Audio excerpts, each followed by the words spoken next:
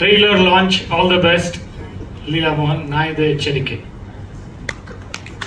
Phone ಮಾಡಿ ಹೇಳಿದೆ ನನ್ ತಡ ಆಗುತ್ತೆ, ಶುರು ಮಾಡ್ಕೊಂಡ್ಬಿಡಿ, ಪತ್ರಕರ್ತರು ಕಾಯೋದು ಬೇಡ, ಕಾರ್ಯಕ್ರಮ ಶುರು ಆಗ್ತಾ ಇದ್ದಂಗೆ ಜಾಯಿನ್ ಆಗ್ತೀನಿ ಅಂತ. ನಾನು ಟ್ರೈಲರ್ ಆಗಲಿ ನೋಡಿದ್ರಿಂದ ಟ್ರೈಲರ್ನು ತೋರಿಸ್ಬಿಡಿ ಏನಿದೆ, ಆದರೂ ವೆಯ್ಟ್ ಮಾಡಿದ್ದಾರೆ ನಮ್ಮ ಡಾಕ್ಟರ್ ಲೀಲಾ ಅವರು.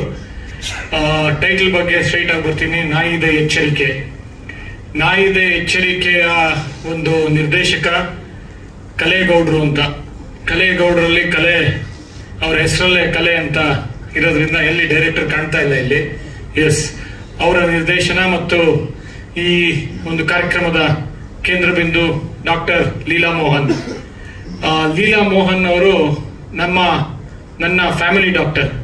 ಸಿನಿಮಾ ಪರಿಚಯ ಇಲ್ಲ, ಆದರೆ ನನ್ನ ಇಡೀ ಫ್ಯಾಮಿಲಿಯ ಒಂದು ಮಾತ್ರೆಗಳು ಕೊಡ್ತಾ ಒಂದು ಪರಿಚಯ ಆಗಿ, ಒಂದು ಡಾಕ್ಟರ್ ಆಗಿ, ಒಂದು ಹಂಚಿಕೆದಾರರಾಗಿ ಮತ್ತು ನಿರ್ಮಾಪಕರಾಗಿ, ಈಗ ನಟರಾಗಿ ಒಂದು ಪ್ರವೇಶ ಮಾಡ್ತಾರೆ ಚಿತ್ರರಂಗಕ್ಕೆ.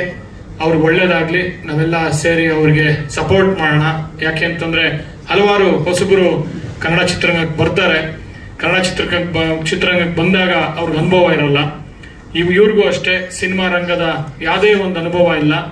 ಮಾತ್ರೆ ಕೊಡಿ ಅಂತಂದ್ರೆ ಮಾತ್ರೆ ಕೊಡ್ತಾರೆ ಬೇಕಾರೆ, ಆದ್ರೆ ಇಂಜೆಕ್ಷನ್ ಕೊಡಿ ಅಂದ್ರೆ ಕೊಡ್ತಾರೆ. ಆದ್ರೆ ಈಗ ಒಂದು ಸಿನಿಮಾ ರಂಗಕ್ಕೆ ಬಂದಿದ್ದಾರೆ, ಅವ್ರಿಗೆ ನಾವೆಲ್ಲ ಇಂಜೆಕ್ಷನ್ ಕೊಡೋಣ ಅಂತ. ಮತ್ತು ಅರ್ಜುನ್ ರೆಡ್ಡಿಯ ಒಂದು ಪಾತ್ರ ಪರಕಾಯ ಪ್ರವೇಶ ಮಾಡ್ಕೊಂಡ್ಬಿಟ್ಟಿದ್ದಾರೆ ಅನ್ಸುತ್ತೆ. ಯಾಕೆ ಅಂತಂದ್ರೆ ಒಬ್ಬ ಡಾಕ್ಟರ್ ಆಗಿ, ಒಬ್ಬ ನಟರಾಗಿ ಇಲ್ಲಿ ಬಂದಿರೋದು, ಆ ಒಂದು ಆಂಗ್ರಿ ಯಂಗ್ ಮ್ಯಾನ್ ಮತ್ತು ಒಂದು ನಟರಾಗಬೇಕು ಅಂತ ಒಬ್ಬ ಡಾಕ್ಟರ್ ಬಂದಿರೋದು ನಿಜವಾಗ್ಲೂ ಆಶ್ಚರ್ಯ. ಇದು ಎಚ್ಚರಿಕೆ ಅಂತ ಒಂದು ಟೈಟ್ಲ್ ಇಟ್ಕೊಂಡ್ ಬಂದಿರೋದು ಇನ್ನೂ ಆಶ್ಚರ್ಯ. ಯಾಕೆ ಅಂತಂದ್ರೆ ಇದೊಂದು ನಾನು ನೋಡ್ತಾ ಇರೋ ಹಂಗೆ ಮೋಸ್ಟ್ಲಿ ಒಂದು ಹಾರರ್, ಥ್ರಿಲ್ಲರ್ ಮತ್ತು ಏನಂತಾರೆ ಸಸ್ಪೆನ್ಸ್, ಸೈನ್ಸ್ ಫಿಕ್ಷನ್, ಒಂದು ನಾಯಿ ಬಗ್ಗೆ ಮತ್ತು ಒಂದು ರೇಬೀಸ್ ಬಗ್ಗೆ ಅಂತ ಕೇಳ್ಪಟ್ಟೆ. ಈ ತರ ಒಂದು ಸಿನಿಮಾ ಒಂದು ಕೈ ಹಾಕಿರೋದು ಯಾವ ತರ ಬರಬಹುದು ಅಂತ ಒಂದು ಟ್ರೈಲರ್ ಅಲ್ಲಿ ನೋಡಿದ್ರೆ ಇನ್ನೂ ಅನುಭವ ಹೆಚ್ಚು ಪಡೀತಾರೆ. ಇನ್ನೂ ಹೆಚ್ಚು ಸಪೋರ್ಟ್ ಮಾಡಿದ್ರೆ, ಬೆಂಬಲ ನೀಡಿದ್ರೆ ಇನ್ನೂ ಹೆಚ್ಚು ಸಿನಿಮಾ ಮಾಡಬೇಕು ಅಂತ ಆಸೆ ಇಟ್ಕೊಂಡಿದ್ದಾರೆ. ಯಾಕೆ ಅಂತಂದ್ರೆ ಅವರ ಧರ್ಮ ಪತ್ನಿನೂ ತುಂಬಾ ಹಿಂದೆಯಿಂದ ಒಂದು ಅಡ್ವರ್ಟೈಸ್ಮೆಂಟ್ ಅಲ್ಲಿ ಇದ್ದಾರೆ, ಪ್ರಕಾಶ್ ಆಡ್ಸ್ ಅವ್ರದೇನೆ. ಮತ್ತು ಇವರು ಒಂದು ಸೆಲ್ಫ್ ಮೇಡ್ ಮ್ಯಾನ್ ತರ ಡಾಕ್ಟರ್ ಆಗಿ ಅವರ ಒಂದು ಹಾರ್ಡ್ ಅಂಡ್ ಮನಿನ ತಂದು ಇಲ್ಲಿ ನಿರ್ಮಾಣಕ್ಕೆ ಹಾಕಿರೋದು. ನಿಜವಾಗ್ಲೂ ಆಲ್ ದ ಬೆಸ್ಟ್ ಲೀಲಾ ಅವರೇ. ಒಂದು ಡಾಕ್ಟರ್ ಯಾವ ತರ MBBS 5 ವರ್ಷ ಓದಿ ಪೋಸ್ಟ್ ಗ್ರಾಜುಯೇಷನ್ ಮಾಡಿ ತಯಾರಿ ತಗೊಂಡ್ ಬಂದ್ರು, ಈ ಸಿನಿಮಾ ರಂಗಕ್ಕೂ ಅಷ್ಟೇ ಸುಮ್ಮನೆ ಪಾದಾರ್ಪಣೆ ಮಾಡಬೇಡಿ, ತಯಾರಿ ತಗೊಂಡ್ ಬನ್ನಿ, ಇನ್ನೂ ಹೆಚ್ಚು ಒಳ್ಳೆ ಸಿನಿಮಾಗಳು ಮಾಡಿ, ಒಳ್ಳೊಳ್ಳೆ ನಟನೆ ಮಾಡಿ. ಮತ್ತು ನನಗನ್ಸೋದು ನಿರ್ಮಾಣಕ್ಕಿಂತ ನಟನೆಯಲ್ಲಿ ನಿಮ್ಗೆ ಆಸಕ್ತಿ ಇದೆ ಅನ್ಸುತ್ತೆ, ಯಾಕಂದ್ರೆ ಪ್ರತಿಯೊಂದು ಫ್ರೇಮ್ ಅಲ್ಲೂ ಕಾಣ್ತಾ ಇದ್ದೀರಾ. So all the best you, and ಇನ್ನೂ ಹೆಚ್ಚು ಅವಕಾಶಗಳು ಬರಲಿ ಈ ಸಿನಿಮಾ ಮೂಲಕ ಅಂತ ಹೇಳ್ತೀನಿ. ಮತ್ತು ಎಲ್ಲದಕ್ಕಿಂತ ಮುಖ್ಯವಾಗಿ ಪತ್ರಕರ್ತರೆಲ್ಲ ಇವತ್ತಿದ್ದಾರೆ, ಅವರಿಗೆಲ್ಲ ನಾನು ಒಬ್ಬ ಪತ್ರಕರ್ತ, ನಮ್ಗೆಲ್ಲ ಗೊತ್ತಿದೆ ಇವತ್ತು ಎಷ್ಟು ಚಾಲೆಂಜಿಂಗು ಪ್ರೇಕ್ಷಕರನ್ನ ಕರ್ಸೋದು ಒಂದು ಚಿತ್ರಮಂದಿರಕ್ಕೆ ಅಂತ. ಇತ್ತೀಚೆಗಷ್ಟೇ ಯಶೋರ್ ಹೇಳಿದ ಮಾತು ನಿಜವಾಗ್ಲೂ ಮತ್ತೆ ನನಗೆ ಕಾಡ್ತಾ ಇದೆ. ಈ ತರ ಒಂದು ಪತ್ರಿಕಾಗೋಷ್ಠಿ ಮಾಡ್ಬೋದು, ಪತ್ರಕರ್ತರು ಸಪೋರ್ಟ್ ಮಾಡ್ತಾರೆ, ಬೆಂಬಲ ನೀಡ್ತಾರೆ, ಸೋಷಿಯಲ್ ಮೀಡಿಯಾದಲ್ಲಿ ಬರುತ್ತೆ, ವಿಡಿಯೋಗಳು ಪ್ರಮೋಷನ್ ಆಗುತ್ತೆ. ಆದ್ರೆ ಅದೆಲ್ಲದಕ್ಕಿಂತ ಮುಖ್ಯವಾಗಿ ನಮ್ಮ ಕರ್ತವ್ಯ ಏನಂದ್ರೆ ಒಳ್ಳೆ ಸಿನಿಮಾ ಮಾಡಬೇಕು ಅನ್ನೋದು. ಒಳ್ಳೆ ಸಿನಿಮಾ ಮಾಡಿದ್ರೆ ಡೆಫಿನೆಟ್ಲಿ ಬಂದೇ ಬರ್ತಾರೆ. ಅಫ್ಕೋರ್ಸ್ ಎಲ್ಲರೂ ಒಳ್ಳೆ ಸಿನಿಮಾ ಮಾಡೋದಕ್ಕೆ ಪ್ರಯತ್ನ ಮಾಡ್ತಾ ಇದ್ದಾರೆ, ಇನ್ನೂ ಹೆಚ್ಚು ಪ್ರಯತ್ನ ಪಡಬೇಕು ಅಂತ. ಯಾಕೆ ಅಂತಂದ್ರೆ ಇದೊಂದು ಕ್ರಿಯಾಶೀಲತೆಯ ಮಾಧ್ಯಮ, ಎಲ್ಲರೂ ಪ್ರಯತ್ನ ಅಷ್ಟೇ ಸಾಲದು. ಒಂದು ಕ್ರಿಯೇಟಿವ್ ಒಂದು ಫೀಲ್ಡ್ ಇರೋದ್ರಿಂದ ಸಕ್ಸಸ್ ರೇಟು ಕಡಿಮೆ ಇರುತ್ತೆ. ಅಫ್ಕೋರ್ಸ್ ಸಕ್ಸಸ್ ಆದ್ರೆ ಒಂದು KGF ಆಗುತ್ತೆ, ಒಂದು ಕಾಂತಾರ ಆಗುತ್ತೆ, ಮತ್ತು ಹಲವಾರು ದೊಡ್ಡ ಬ್ಲಾಕ್ ಬಸ್ಟರ್ಗಳಾಗುತ್ತೆ ಅಂತ ಹೇಳ್ತೀನಿ. ಮತ್ತು ಎಲ್ಲರೂ ಇವತ್ತು ಕಂಪೇರ್ ಮಾಡ್ತಾರೆ, ಮಲಯಾಳಂ ಸಿನಿಮಾ ತುಂಬಾ ಚೆನ್ನಾಗಿ ಓಡ್ತಾರೆ, ನಮ್ಮ ಕನ್ನಡ ಸಿನಿಮಾ ಯಾಕೆ ಓಡ್ತಾ ಇಲ್ಲ ಅಂತ. ನಾನು ಹಿಂದಿ ಮಾಡಿದ್ದೀನಿ, ಡೈರೆಕ್ಟ್ ಮಾಡಿದ್ದೀನಿ, ಕನ್ನಡ ಮಾಡಿದ್ದೀನಿ, ತೆಲುಗು ಡಬ್ ಆಗಿದೆ, ಹಲವಾರು ಇಂಡಸ್ಟ್ರಿ ನೋಡ್ತಾ ಇರೋದ್ರಿಂದ ನಾವು ಅಫ್ಕೋರ್ಸ್ ಕನ್ನಡ ಯಾವುದಕ್ಕೂ ಕಡಿಮೆ ಇಲ್ಲ. KGF ಆದಾಗ, ಕಾಂತಾರ ಆದಾಗ ಎಲ್ಲರೂ ಈ ಕಡೆ ನೋಡ್ತಾ ಇದ್ರು. ಅಲ್ಲೂ ಅಷ್ಟೇ 100 ಸಿನಿಮಾ ತಯಾರಾಗುತ್ತೆ, 5 ಸಿನಿಮಾ ಇಲ್ಲಿ ಬಂದು ಅದು ಹಿಟ್ ಆದಾಗ ಅದ್ರ ಬಗ್ಗೆ ಮಾತಾಡ್ತೀವಿ ಅಷ್ಟೇ ಹೊರತು 95 ಸಿನಿಮಾ ಅಲ್ಲೂ ಫ್ಲಾಪ್ ಆಗಿರುತ್ತೆ. ಎಲ್ಲಾ ಕಡೆ ನೋಡಿದೀನಿ ನಾನು, ತೆಲುಗುನಲ್ಲಿ ನನ್ನ ಸಿನಿಮಾಗಳು ರೀಶೂಟ್ ಮಾಡಿ ಡಬ್ ಮಾಡಲು ಹೋದಾಗ ಇಲ್ಲಿ ಎಲ್ಲ ಹಿಟ್ಟು ಅಂತಾರೆ, ಅಲ್ಲೂ ಫೇಲ್ಯೂರ್ಸ್ ಇರುತ್ತೆ, ಸಕ್ಸಸ್ ಕಡಿಮೆನೇ ಇರುತ್ತೆ. ಮಲಯಾಳಂ ಅಷ್ಟೇ ಒಂದು 5-6 ಸಿನಿಮಾ ಸಕ್ಸಸ್ ಆಗುತ್ತೆ, ಅದನ್ನ ಇಲ್ಲಿ ಮಾತಾಡ್ತಾ ಇರ್ತೀವಿ. ಇಲ್ಲೂ ಅಷ್ಟೇ ನಾವು ನಮ್ಮ ಸಿನಿಮಾಗಳು ದೊಡ್ಡ ದೊಡ್ಡ ಹಿಟ್ ಆದಾಗ ಎಲ್ಲರೂ ಕನ್ನಡ ಸಿನಿಮಾದ ಕಡೆ ಮಾತಾಡ್ತಾ ಇದ್ರು. ಅಫ್ಕೋರ್ಸ್ 2024 ಪ್ರೇಕ್ಷಕರು ಜಾಸ್ತಿ ಬಂದಿಲ್ಲ, ಪ್ರಯತ್ನ ಮಾಡ್ತಾನೆ ಇದೀವಿ ಎಲ್ಲರೂ. ಒಳ್ಳೆ ಸಿನಿಮಾಗಳು ಮೂಡ್ ಬರುತ್ತೆ, ಯಾಕಂದ್ರೆ ಒಂದು ಕ್ರಿಯೇಟಿವಿಟಿ ಇದ್ದಿದ್ರಿಂದ ಅಪ್ಡೇಟ್ ಆಗ್ತಾ ಒಳ್ಳೊಳ್ಳೆ ಸಿನಿಮಾಗಳು ಮಾಡ್ತೀವಿ. ಆಮೇಲೆ ನನ್ನ ಹಲವಾರು ಸಹ ನಿರ್ದೇಶಕರು ಇವತ್ತು ಒಂದು 30ಕ್ಕಿಂತ ಹೆಚ್ಚು ಸಹ ನಿರ್ದೇಶಕರು ನಿರ್ದೇಶಕರಾಗಿದ್ದಾರೆ. ಇತ್ತೀಚೆಗೆ ಉಪೇಂದ್ರ ಮಗನ್ ಸಿನಿಮಾನು ಅನೌನ್ಸ್ ಆಯ್ತು, ಆ ಡೈರೆಕ್ಟರ್ ಅಷ್ಟೇ ನನ್ನ ಅಸಿಸ್ಟೆಂಟ್, ಹಲವಾರು ಜನ ಅಸಿಸ್ಟೆಂಟ್ಸ್ ಇವತ್ತು ನನ್ನ ಅಸಿಸ್ಟೆಂಟ್ ಸಕ್ಸಸ್ಫುಲ್ ಡೈರೆಕ್ಟರ್ಸ್ ಆಗಿದ್ದಾರೆ. ಮೊದಲ ಸಲ ಮಾಡಿದ ಅದೇ ನಿರ್ದೇಶಕ, ಮತ್ತು ಅವ್ರಿಗೂ ಆಲ್ ದ ಬೆಸ್ಟ್. ಮತ್ತು ಮುಖ್ಯವಾಗಿ ಇವತ್ತು ನಾಯಿದ ಎಚ್ಚರಿಕೆ ಒಳ್ಳೆ ಸಿನಿಮಾ ಇರುತ್ತೆ ಅಂತ ನಾವೆಲ್ಲ ಹೂವೆ ಪಡ್ತೀವಿ ಟ್ರೈಲರ್ ಮೂಲಕ. ಕೊನೆಯಲ್ಲಿ ನಾಯಿದೆ ಎಚ್ಚರಿಕೆ, ಪ್ರೇಕ್ಷಕರಿಲ್ಲ ಎಚ್ಚರಿಕೆ ಆಗಬಾರ್ದು, ಪ್ರೇಕ್ಷಕರಿದ್ದಾರೆ ಎಚ್ಚರಿಕೆ ಅಂತ ಬೆನ್ ತಟ್ಟಿ ನಮ್ಮ ಡಾಕ್ಟರ್ ಲೀಲಾ ಮೋಹನ್ಗೆ ಆಲ್ ದ ಬೆಸ್ಟ್. ಇನ್ನೂ ಹೆಚ್ಚು ಒಳ್ಳೊಳ್ಳೆ ಸಿನಿಮಾಗಳು ಮಾಡಿ, ನಟನೆಯಲ್ಲಿ ಒಂದು ಟ್ರೈನಿಂಗ್ ತಗೊಂಡು ಇನ್ನೂ ಹೆಚ್ಚು ನಿಪುಣರಾಗಿ ಒಳ್ಳೊಳ್ಳೆ ಪಾತ್ರಗಳು ಮಾಡಿ, ಒಂದು ಇಲ್ಲಿ ಡಾಕ್ಟರ್ ಆಗಿ ಯಾವ ತರ ನೀವು ಸಕ್ಸಸ್ ಕಂಡಿದ್ದೀರಾ. ಯಾಕೆ ಅಂತಂದ್ರೆ ನಾನು ನೋಡಿದ್ದೀನಿ ಅವ್ರನ್ನ, HSR ಲೇಔಟ್ ಒಂದು ಕ್ಲಿನಿಕ್ ಇದೆ, ಒಂದು ಪೇಷಂಟ್ಸ್ ಬರ್ತಾ ಇರ್ತಾರೆ, ಟೈಮೇ ಇರಲ್ಲ ಅವ್ರಿಗೆ, ಅಷ್ಟೊಂದು ಪೇಷಂಟ್ಸ್. ಒಂದಿನ ಏನಾರ ಅವ್ರ ಕ್ಲಿನಿಕ್ ಹೋಗಿಲ್ಲ ಅಂದ್ರೆ ₹1 ಲಕ್ಷ ಅವ್ರಿಗೆ ಕಲೆಕ್ಷನ್ ಕಡಿಮೆ ಆಗುತ್ತೆ. ಆ ತರ ಒಂದು ಸಕ್ಸಸ್ಫುಲ್ ಡಾಕ್ಟರ್. ಅಲ್ಲೊಂದು 2 ತಿಂಗಳು ಕಂಟಿನ್ಯೂಸ್ ಆಗಿದ್ರೆ ಒಂದು ಪಿಕ್ಚರ್ ಮಾಡಬಹುದು. ಸೊ ಆ ತರ ಇದ್ದಾಗ ಪಿಕ್ಚರ್ ಯಾಕೆ ಬಂದಿದ್ದೀರಾ ಅಂತಂದ್ರೆ, ಪಿಕ್ಚರ್ ಬಂದಾಗ ಒಳ್ಳೆ ತಯಾರಿ ತಗೊಳ್ಳಿ, ಪ್ಯಾಷನ್ ಇದೆ, ಒಂದು ಆಕ್ಟಿಂಗ್ ಅಲ್ಲಿ ತಯಾರಿ ತಗೊಂಡು ಈ ಸಿನಿಮಾ ಕಾಲಿಡಿ ಡೆಫಿನೆಟ್ಲಿ ಸಕ್ಸಸ್ ಆಗುತ್ತೆ ಅಂತ ಹೇಳ್ತಾ, ಯಾವ ತರ ನೀವು ಡಾಕ್ಟ್ರು 8 ವರ್ಷ 9 ವರ್ಷ ಓದಿದ್ರು ಇಲ್ಲೂ ಅಷ್ಟೇ ಅನುಭವ ಬನ್ನಿ, ಮೈಕಟ್ಟೆಲ್ಲ ಚೆನ್ನಾಗಿದೆ. ಮತ್ತೆ ಯಾವ ತರ ಡಾಕ್ಟರ್ ಆಗಿ ಟ್ರೈನಿಂಗ್ ತಗೊಂಡ್ರು ಇಲ್ಲೂ ಅಷ್ಟೇ ಟ್ರೈನಿಂಗ್ ತಗೋಬೇಕು, ಎಕ್ಸ್ಪೀರಿಯನ್ಸ್ ತಗೋಬೇಕು ಅಂತ ಹೇಳ್ತಾ ನನ್ನ ಮಾತನ್ನು ಮುಗಿಸ್ತೀನಿ. ಥ್ಯಾಂಕ್ ಯು, ಧನ್ಯವಾದ, ನಮಸ್ಕಾರ. ಐ ಆಮ್ ರಿಯಲಿ ಸಾರಿ, ಒಂದ್ಸಲಿ ಲೇಟ್ ಆಯ್ತು ಸ್ವಲ್ಪ. ಇಲ್ಲಿ ವೈಫ್ ಕ್ಯಾರೆಕ್ಟರ್ ಮಾಡ್ತಾ ಇದ್ದೀನಿ. ಸೊ ಹೀರೋ ಬಂದು ಲೀಲಾ ಮೋಹನ್, ಎಲ್ಲರಿಗೂ ಗೊತ್ತಿದೆ. ಸೊ ಅವ್ರ ವೈಫ್ ಕ್ಯಾರೆಕ್ಟರ್ ಆಗಿ ನಾನು ಹೀರೋಯಿನ್ ಆಗಿ ಮಾಡ್ತಾ ಇದ್ದೀನಿ. So basically it's a horror movie. And I'm sorry, I'm not used to talk on stage. I'm really sorry. ಅಂತ ಗೊತ್ತಾಗ್ತದೆ, I'm sorry.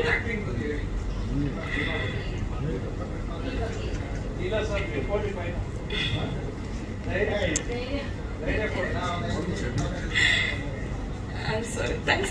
ಜೊತೆಗೆ ಎಂಟರ್ಟೈನ್ಮೆಂಟ್, ಒಂದು ಸೈನ್ಸ್ ಫಿಕ್ಷನ್ ಮೂವಿ. ಆರಾಮಾಗಿ ಸಿನಿಮಾಗೆ ಬಂದು ಒಂದು 2 hours 2.5 hour ಟೈಮ್ ಸ್ಪೆಂಡ್ ಮಾಡ್ಕೊಂಡು ಹೋಗ್ಬೋದು. ಕಂಪ್ಲೀಟ್ಲಿ ಸೈನ್ಸ್ ಫಿಕ್ಷನ್ ಅಲ್ಲ. ಆಮೇಲೆ ಏನೇನೋ ತೋರಿಸ್ಬಿಟ್ಟಿದೀವಿ ಅದು ಇದು ಅಂತ CG ವರ್ಕ್ ಅಲ್ಲಿ ಅಂತದೇನಿಲ್ಲ. CG ವರ್ಕ್ ಕೂಡ ತುಂಬಾ ಕಮ್ಮಿ ಇದೆ. ಅಂದ್ರೆ ಮೈನ್ ಒರಿಜಿನಲ್ ನಾಯಿಗಳನ್ನೇ ಜಾಸ್ತಿ ಯೂಸ್ ಮಾಡಿದೀವಿ ಮೂವಿಯಲ್ಲಿ. ಸ್ವಲ್ಪ ಒಂಚೂರು ಮಾಡಿದೀವಿ, ಬಟ್ ಸ್ಟಿಲ್ ವರ್ಕ್ ತುಂಬಾ ಇದೆ. ಬಟ್ ಓಕೆ, ಎಲ್ಲರಿಗೂ ನಮಸ್ಕಾರ. ನನ್ನ ಹೆಸರು ಡಾಕ್ಟರ್ ಲೀಲಾ ಮೋಹನ್ ಅಂತ ಹೇಳಿ. ನಿಮ್ಗೆ ಆಲ್ರೆಡಿ ಗೊತ್ತಿರತ್ತೆ ಅಂತ ಅನ್ಕೊಂತೀನಿ. ನಾನು ತುಂಬಾ ಪ್ರೆಸ್ ಮೀಟ್ಸ್ ಅಲ್ಲಿ ಹೇಳ್ತಾ ಇರ್ತೀನಿ, ಯೂಶುವಲಿ ನನ್ನ ಬಗ್ಗೆ ನಾನೇ ಇಂಟ್ರೊಡಕ್ಷನ್ ಕೊಡ್ತಾ ಇರ್ತೀನಿ. ನಾನು MBBS MD ಜನರಲ್ ಮೆಡಿಸಿನ್ ಮಾಡಿರೋದು, ಮತ್ತೆ ನನ್ನ ಸ್ವಂತ ಪ್ರಾಕ್ಟೀಸ್ ಇದೆ ಪಡಿದಮ್ ಹೆಲ್ತ್ ಕೇರ್ ಅಂತ ಹೇಳಿ HSR ಅಲ್ಲಿ. ಅದಾದ್ಮೇಲೆ ನಾನು ಕನ್ಸಲ್ಟೆಂಟ್ ಆಗಿ ಮಣಿಪಾಲ್ ಮತ್ತೆ ಮದರ್ಹುಡ್ ಅಂಡ್ ರೈನ್ಬೋ ಹಾಸ್ಪಿಟಲ್ಸ್ ಅಂತ ಇದೆ, ಸೊ ಸರ್ಜಾಪುರ್ ರೋಡ್ ಅಲ್ಲಿ. ಸೊ ಅಲ್ಲಿ ನಾನು ಪ್ರಾಕ್ಟೀಸ್ ಮಾಡ್ತಾ ಇರ್ತೀನಿ. ಸೊ ನೀವು ಯಾರು ನನ್ನ ರಕ್ತ ಸಂಬಂಧಿಕರಲ್ಲ, ಆದ್ರೂ ನೀವು ನಾನೊಂದು ಫೋನ್ ಮಾಡಿ ಕರೆದಿರೋದಕ್ಕೆ ನೀವೆಲ್ಲ ಬಂದಿದ್ದೀರಾ. ಅದಕ್ಕೆ I am really hats off. And ಇದೇ ತರ ನಿಮ್ಮ ಪ್ರೀತಿ ನನ್ನ ಮೇಲೆ ಸದಾ ಇರಲಿ. ನಾನು ಇನ್ನೂ ಹೆಚ್ಚು ಸಿನಿಮಾಗಳು ಮಾಡೋಣ ಅಂತ ಹೊರಟಿದ್ದೀನಿ. ನಾನು ಪ್ರಾಕ್ಟೀಸ್ ಮಾಡಿಕೊಂಡು, ನಾನು ಕಷ್ಟ ಪಟ್ಕೊಂಡು ದುಡ್ಡು ಸಂಪಾದನೆ ಮಾಡಿ ಸಿನಿಮಾಗಳು ನಾನು ಮಾಡ್ತೀನಿ. ನನ್ನ ಯಾರಾದ್ರೂ ಸಿನಿಮಾದಲ್ಲಿ ತಗೊಂಡಿಲ್ಲ ಅಂದ್ರೂ ನಾನು ಸಿನಿಮಾ ಮಾಡ್ತೀನಿ. ಸೊ ಇದನ್ನ ಇದು on this stage I am telling this. So on that ನಮ್ಮ ಹೀರೋಯಿನ್ಸು ಇಬ್ರು ಇದ್ದಾರೆ, 3-4 ಜನ ಇದ್ದಾರೆ ಆಕ್ಚುಲಿ. ಅವ್ರು ಇನ್ನೂ ಬಂದಿಲ್ಲ. ನಮ್ಮ ಗೆಸ್ಟ್ ಇಂದ್ರಜಿತ್ ಲಂಕೇಶ್ ಅವರು ಬರ್ತಾರೆ. So eel also take another 5 minutes. And ಈಗ ಮೂವಿ ವಿಷಯಕ್ಕೆ ಬಂದಾಗ, ನಾಯಿದೆ ಎಚ್ಚರಿಕೆ. ಸೊ ನೀವು ಕೇಳಿದ ತಕ್ಷಣನೇ ಇದೇನು ಟೈಟಲ್ ವಿಚಿತ್ರವಾಗಿದೆಯಲ್ಲ, ಇದು ಎಲ್ಲೂ ಕೇಳಿಲ್ಲ, ಇದು ಮೂವಿ ಟೈಟಲೇ ಅಲ್ಲ ಅಂತ. ಆಮೇಲೆ ಫಸ್ಟ್ ನಮ್ಮ ಡೈರೆಕ್ಟರ್ ಕಲೇಗೌಡ ಅವರು ನನ್ನ ಹತ್ರ ಬಂದು ಸ್ಟೋರಿ ಹೇಳಿದಾಗ ನಾನು ಸರ್ ಇದು ಹೇಗೆ ವರ್ಕೌಟ್ ಆಗುತ್ತೆ ಅಂತ ಕೇಳಿದೆ. ಅವರು ಒಂದೇ ಮಾತು ಹೇಳಿದ್ರು, ಸರ್ ಇದು ಕಂಟೆಂಟ್ ಚೆನ್ನಾಗಿದೆ, ಮೆಸೇಜ್ ಓರಿಯೆಂಟೆಡ್ ಮೂವಿ, ಇದು ತುಂಬಾ ಜನಕ್ಕೆ ರೀಚ್ ಆಗುತ್ತೆ ಅಂತ ಹೇಳಿದ್ರು. ಸೊ ಆ ತರ ಹೇಳಿದಾಗ ನಾನು ಓಕೆ ನಾವು ಮಾಡೋಣ ಅಲ್ವಾ. ಯಾಕಂತಂದ್ರೆ it is all completely related to the medical oriented ಅಂತ ಅನ್ಕೊಳ್ಳಿ. ಅಂದ್ರೆ ಹೇಗೆ ರೇಬಿಸ್ ಕಾಯಿಲೆ ಬರುತ್ತೆ, ಹೇಗೆ ನಾವು ಅದನ್ನ ಟ್ರೀಟ್ ಮಾಡ್ಬೋದು, ಇಲ್ಲ ಒಬ್ಬ ವ್ಯಕ್ತಿ ಹೇಗೆ ಆಗ್ತಾನೆ ರೇಬಿಸ್ ಬಂದ್ರೆ ಅನ್ನೋದು ಕೂಡ ಇದರಲ್ಲಿ ತೋರಿಸಿದ್ವಿ. Along with that, we had shown many elements with horror, suspense and thriller. ನೀವು ಟ್ರೈಲರ್ ಇನ್ನು ಸ್ವಲ್ಪ ಹೊತ್ತಲ್ಲೇನೆ ಬಿಡುಗಡೆ ಮಾಡ್ತೀವಿ. ನೀವು ನೋಡಿ, ಟ್ರೈಲರ್ ನೋಡಿ, ನಿಮ್ಗೆ ಹೇಗೆ ಅನ್ಸುತ್ತೆ ಅಂತ ನನಗೆ ಅನ್ಸುತ್ತೆ ಏನಕ್ಕೆ ಹೇಳಿದೀರಾ ಸ್ಟೋರಿ ಅಂತ ಅಲ್ವಾ. ಓಕೆ, ಸೊ ಇದು ಒಂದು ಮೈನ್, ನಾಯಿ ಯಾವ ತರ ನಿಯತ್ತಾಗಿರುತ್ತೆ, ಒಬ್ಬ ಮನುಷ್ಯನಿಗಿಂತೂ ನಾಯಿ ಅಷ್ಟು ಕ್ಲಿಯರ್ ಆಗಿರುತ್ತೆ. ಮನೆಯಲ್ಲಾದ್ರೂ ಇಲ್ಲ ಹೊರಗಡೆ ಆದ್ರೂ ನಾವು ಎಷ್ಟೇ ಲೇಟ್ ಆಗಿ ಬಂದ್ರು ನಮಗೋಸ್ಕರ ವೆಯ್ಟ್ ಮಾಡ್ತಾ ಇರುತ್ತೆ.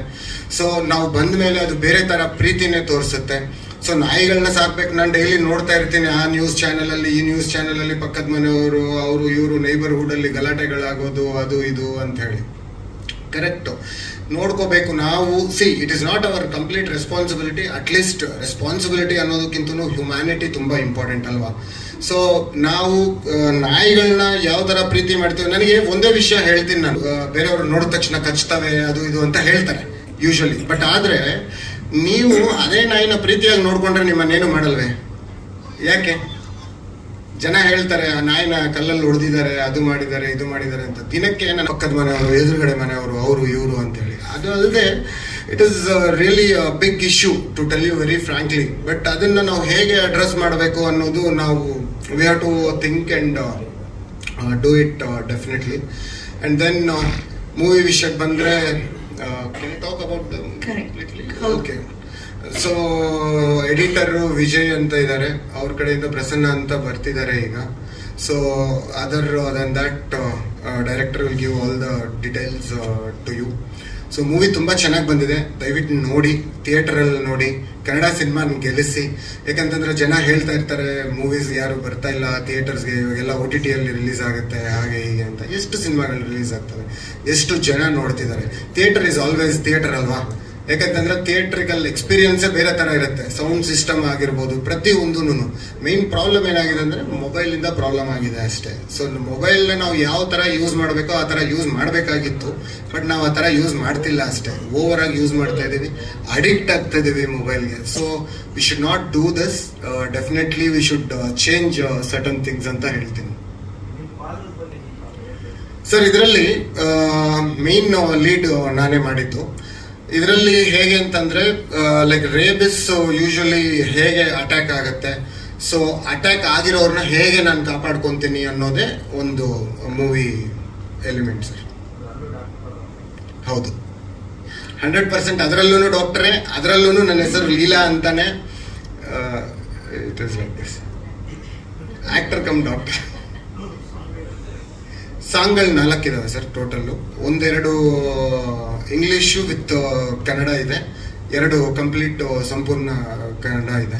ಸೊ 2 ಮಿಕ್ಸ್ ಚೆನ್ನಾಗಿರುತ್ತೆ ಅಂತ ಸಾಂಗ್ಸ್ ಮಾಡಿದ್ದೆ ಸರ್.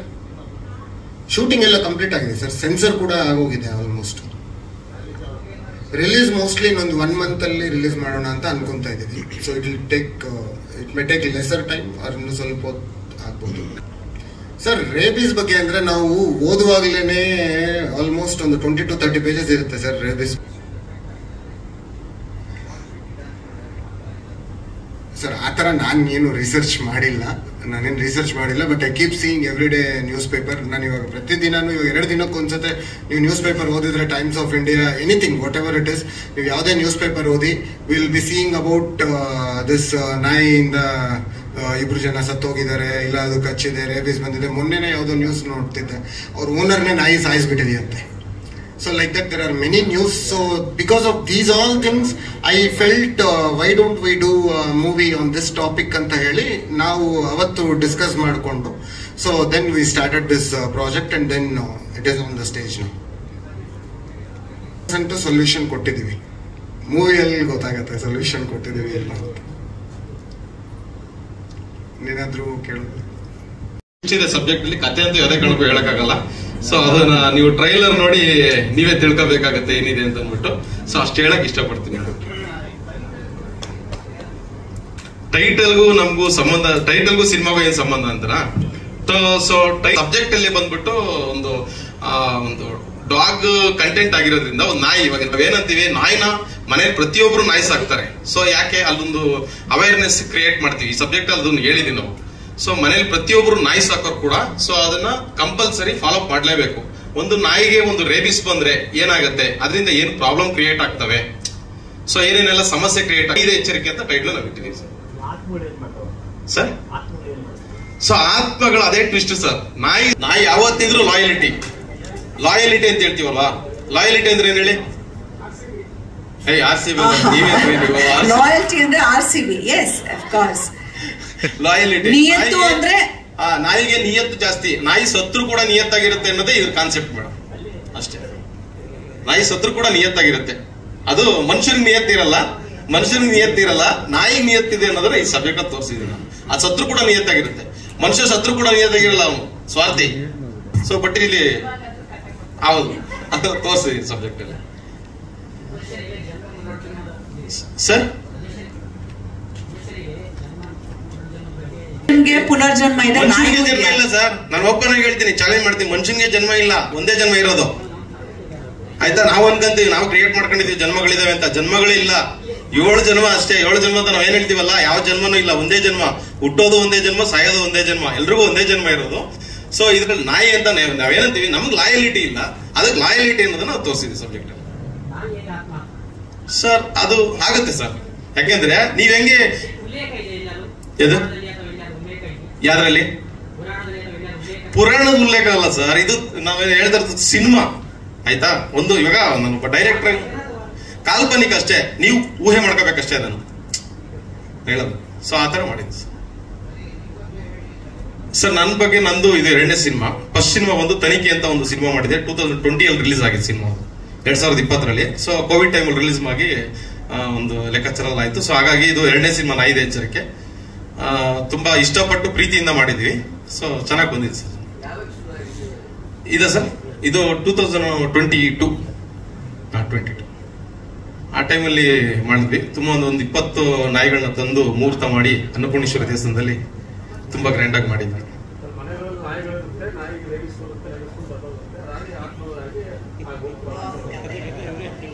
ಅದಲ್ಲ ಸರ್, ನೀವೆಲ್ಲ ತಲೆ ಗುಳ ಬಿಡ್ಬೇಕಷ್ಟೇ, ನಾನೇ ಬಿಡ್ಬೇಕಾಯ್ತದ ನಿಮ್ ಗುಳ. ಈಗ ಅಲ್ಲೇನೋ ಒಂದು ಟ್ವಿಸ್ಟ್ ಇದೆ ಸರ್, ಅಷ್ಟೇ. ನೀವು ಸಿನಿಮಾ ನೋಡಿದ್ರೆ ಗೊತ್ತಾಗುತ್ತೆ ಏನೋ ಅಂತ. ಸರ್ ಸಿನಿಮಾದಲ್ಲಿ ಅವೇರ್ನೆಸ್ ಅಷ್ಟೇ ಸರ್, ಕಾಯಿಲೆಗೆ ಮದ್ದು ಅಷ್ಟೇ ನಾನು ಹೇಳ್ತಾರೆ, ಟ್ರೀಟ್ಮೆಂಟ್ ನಾನು ಹೇಳ್ತಾ ಇರೋದು. ಈಗ ಎಲ್ಲರೂ ಸಿನಿಮಾ ಮಾಡ್ತಾರೆ, ಒಂದು ವಿಷಯ ಬೇಕು, ಒಂದು ಮೆಸೇಜ್ ಬೇಕು, ಅದನ್ನ ನಾನು ಈ ಸಿನಿಮಾದಲ್ಲಿ ತೋರಿಸಿದೀನಿ. ಮನೇಲಿ ನಾಯಿ ಸಾಕ್ತೀರಾ, ಪ್ರೀತಿಯಿಂದ ಸಾಕ್ತೀರಾ, ಅಷ್ಟೇ ಪ್ರೀತಿಯಿಂದ ಸಾಕಿರ್ತೀರಾ. ಕೆಲವರು ನಾಯಿಗಳನ್ನ ತಗೊಂಡೋಗ್ಬಿಟ್ಟು ರೋಡಲ್ಲಿ ಬಿಟ್ಬಿಡ್ತಾರೆ, ಒಂದು ಕಾಯಿಲೆ ಬಂತು ಅಂತಂದ್ರೆ.